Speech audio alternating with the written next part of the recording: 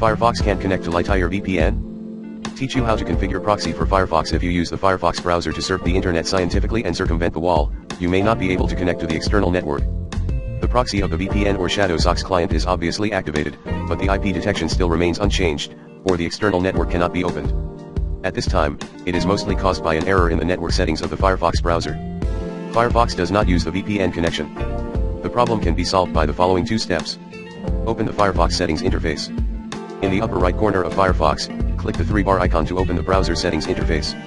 Drag to the bottom, you can see the network settings as shown in the figure below. Click the settings button. Set Firefox network settings as system proxy. At this time, your browser's network settings may be do not use proxy server or manual proxy configuration, and then select the system proxy settings. Then don't forget to press the OK button below to save the settings. If the system agent still cannot connect. If the system proxy is still not working, you can try manual proxy, follow the settings below, and then press OK. Test, turn on LightyearVPN and turn on the network connection. Then Firefox uses the system proxy. Can you open YouTube and Google normally? In addition, please make sure you are using the latest version of Firefox. The old version may not support system proxy settings.